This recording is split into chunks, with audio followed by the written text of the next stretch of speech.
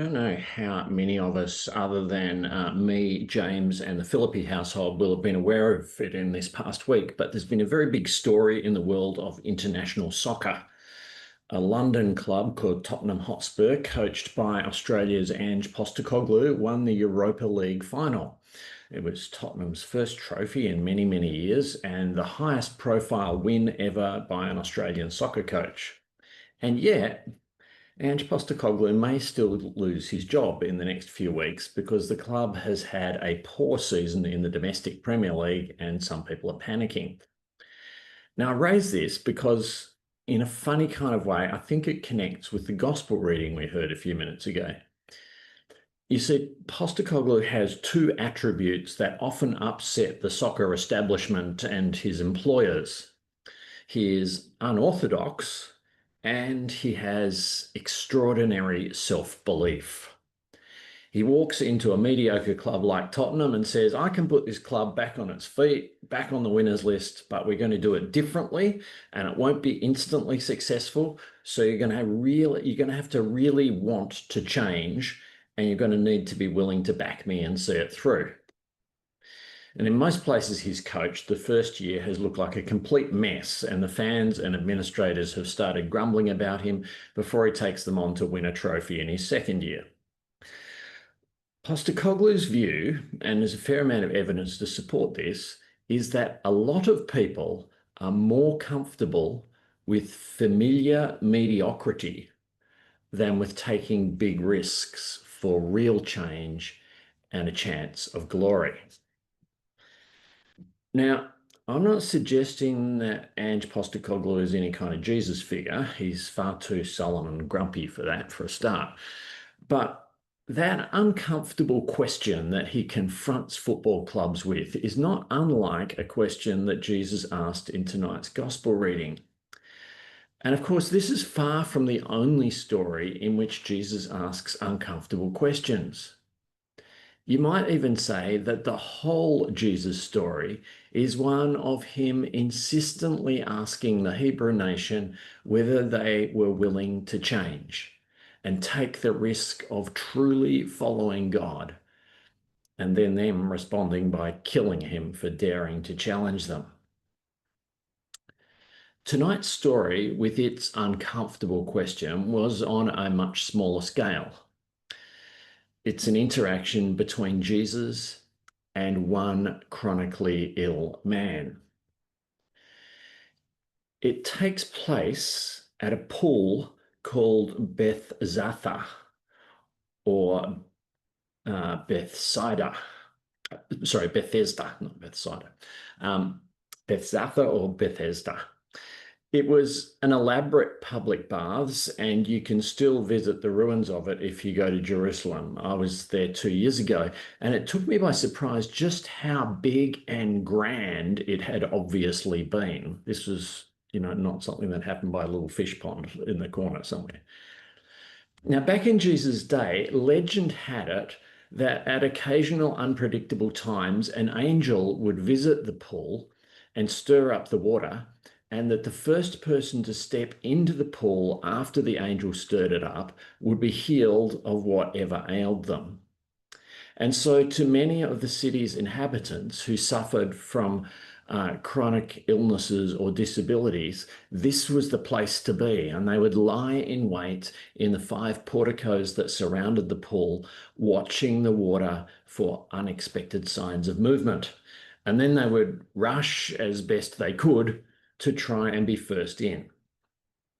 Now, when I go for a swim at the public pool up the road from my place, those lying around the pool are usually the young and beautiful showing off their carefully sculpted bodies. The scene at the pool of Bethzatha was nothing like that. Debbie Thomas describes it as being more like an outdoor nursing home. So Jesus walks into this outdoor nursing home and up to this bloke who has been chronically ill for 38 years. And we don't know how many of those years he had spent lying by the pool waiting his chance, but we are told that Jesus realized he had been there for a long time. Maybe it was written all over his face. And Jesus walks up to this bloke and asks, "Do you want to be made well?" Now, depending on the tone of voice, that isn't necessarily an uncomfortable or difficult question. It could just be like, "Do you want a coffee? Do you want to stay for dinner? Do you want help with that? Do you want to be made well?" But from what happens next, we can tell that that was not the way Jesus asked it and not the way it was heard. Instead, it was, "Do you want to be made well? How much do you want it? Are you sure you really want it?" And that is a very confronting question because the implication is that maybe you don't really want it that much. Maybe you only say you want it. You only pretend you want it. Maybe the reason you are still sick is that you are not truly committed to getting well, that you're a bit half-hearted about it. Maybe you've learned to make being sick work for you. Do you squirm uncomfortably when confronted with that question?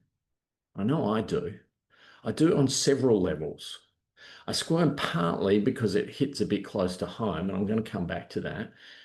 But I also squirm because, and maybe this is a defense mechanism, because I want to object to it theologically and pastorally. It sounds a bit like blaming the victim in a way that I've seen a bit too often in some churches, especially some Pentecostal churches that promote themselves as having successful prayer healing ministries. Maybe you've encountered this too. There are churches that are so overconfident in their guarantees of providing healing by faith and prayer that if anyone is not healed, they callously declare that it is the person's own fault, that they didn't have enough faith. So now not only is the poor person still sick, but they've been publicly humiliated for their allegedly inadequate faith. You also sometimes encounter a larger scale version of this, where in the face of a disaster like the horrendous floods in northern New South Wales at present, some preacher will exploit the situation by alleging that this has come about because of God's anger over the population's failure to live up to the preacher's favourite moral hobby horse. You know, this is happening because the nation has permitted same-sex marriage or some such crap. Desperate and traumatized people are told that the disaster they are facing is their own fault, despite the flood's inability to distinguish between the righteous and the allegedly unrighteous. Surely Jesus is not doing anything like that, is he? Well, I think we can be confident that he's not, because not only does Jesus actually heal the bloke at the end of the story, regardless of his faith or lack of it, but Jesus has a consistent record of not buying into the socially normalized patterns of blaming the victim. There are multiple stories of people around Jesus wanting him to affirm their victim blaming, and Jesus instead refuting such beliefs and arguing that illness, accident, and disaster are mostly random and indiscriminate and hit the deserving and the undeserving alike. So if blaming the victim is not what Jesus is doing here, what is he doing? What is he saying?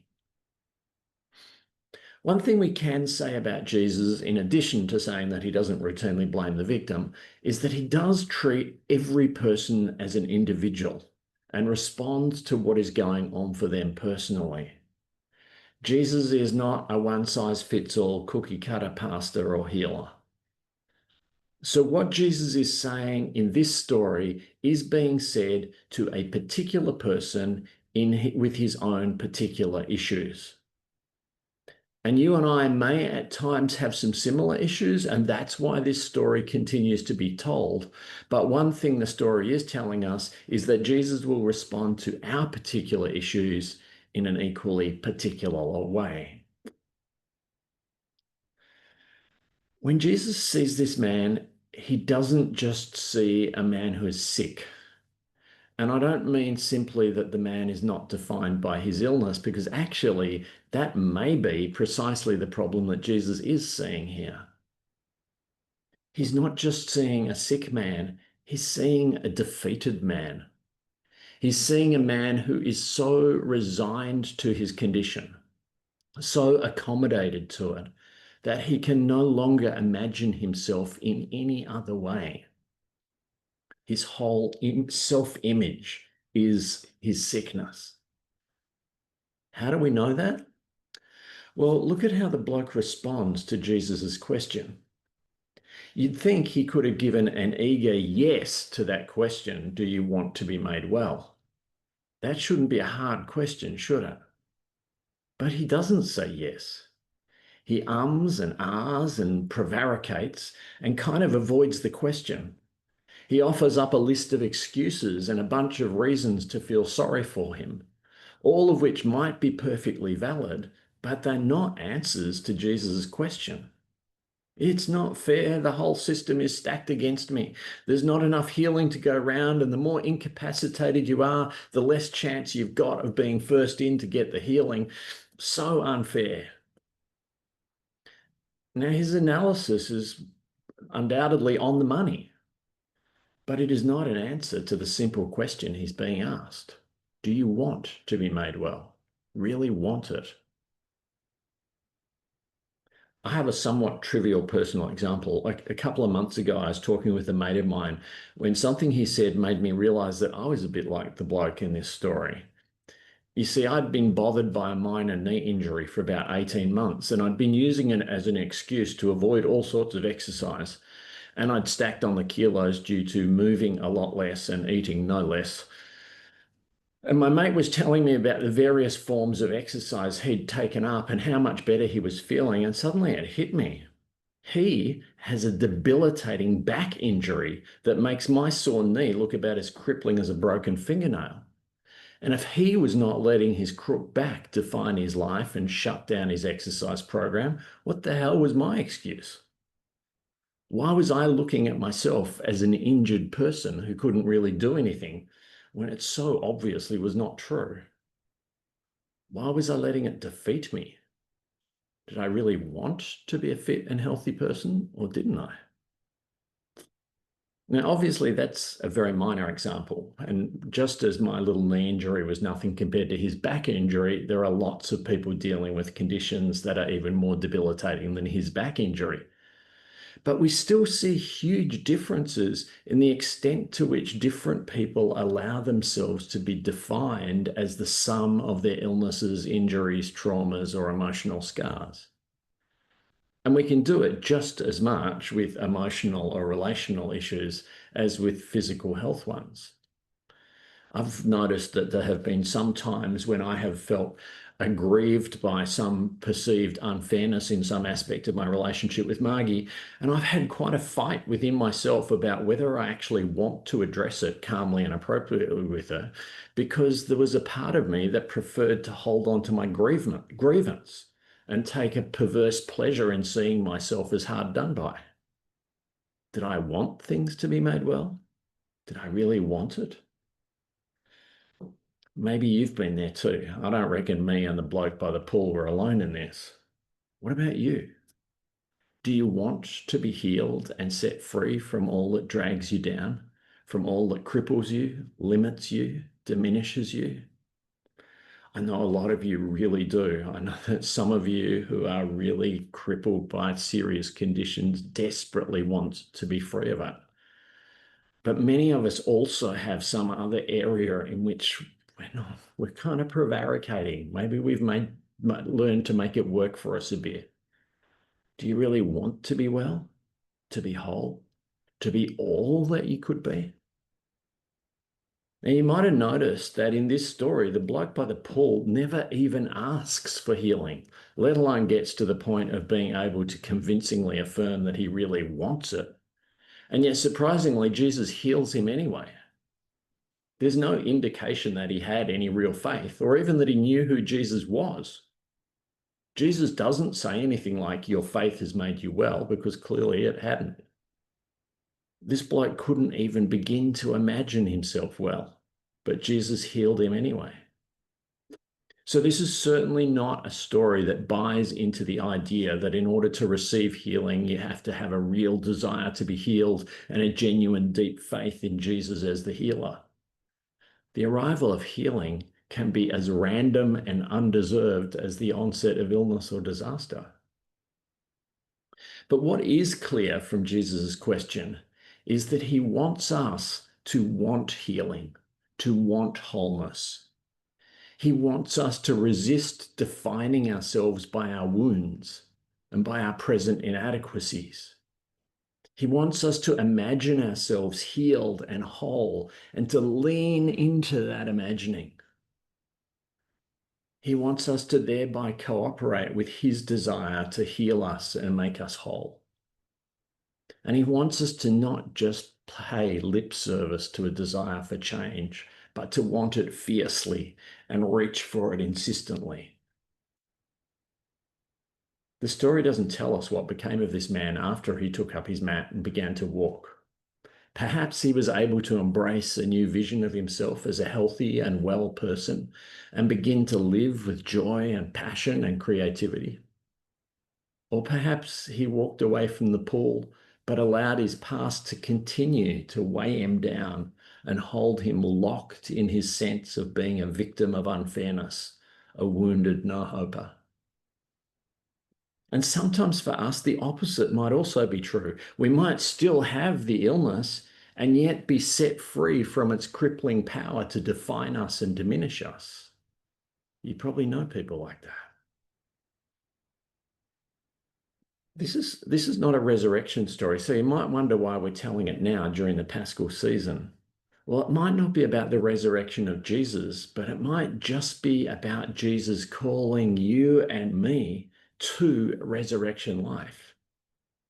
And the resurrection life lived by Jesus epitomizes the invitation to transcend our wounds and live free of their power to diminish us.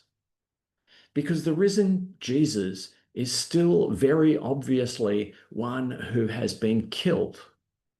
He greets us with wounded hands, and there's a gaping hole in his side.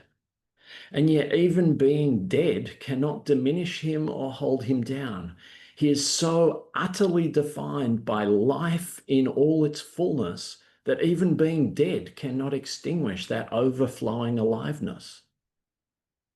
And it is into that overflowing aliveness, that unlimited wellness, that Jesus calls us to follow him in this season and always.